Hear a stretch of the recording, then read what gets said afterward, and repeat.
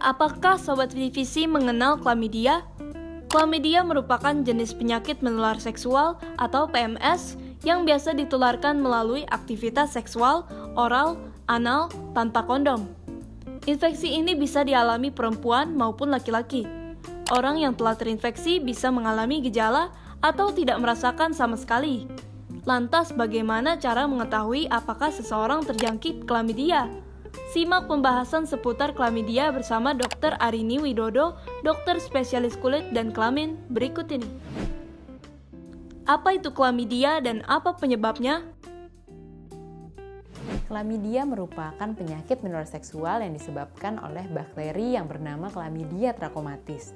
Nah, manifestasi dari penyakit ini bisa berbeda-beda, tergantung pada lokasi mana bakteri Chlamydia ini bisa terkena tubuh kita.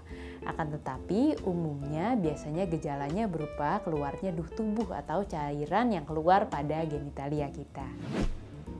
Seberapa umumkah klamidia di Indonesia?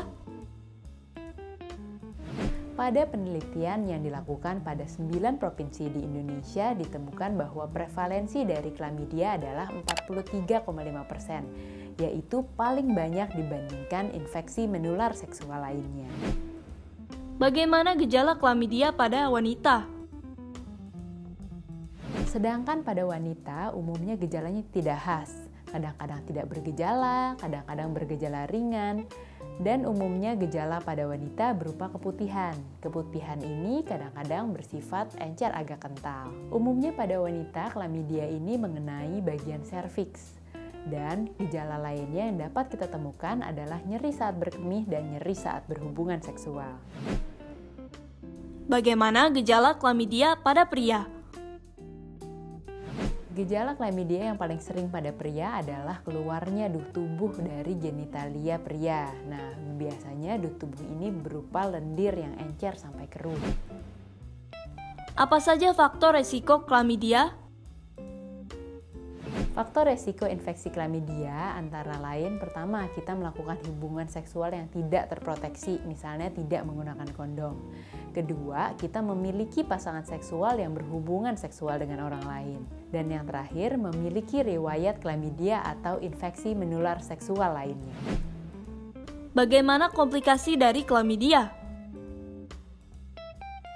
Pada wanita, komplikasi pada klamidia dapat menyebabkan suatu penyakit yang kita namakan penyakit rendang panggul. Nah, penyakit rendang panggul ini nantinya dapat menyebabkan komplikasi pada kehamilan. Apabila infeksi klamidia ini mengenai organ genitalia bagian atas, juga dapat mempengaruhi kesuburan. Infeksi klamidia pada kehamilan juga dapat memberikan komplikasi ketuban pecah dini dan juga kelahiran yang prematur. Bagaimana diagnosis klamidia? Diagnosis klamidia dapat ditegakkan berdasarkan gejala pasien dan pemeriksaan fisik. Kemudian dokter dapat memeriksakan cairan atau duh tubuh yang keluar dan kemudian kita cek di laboratorium.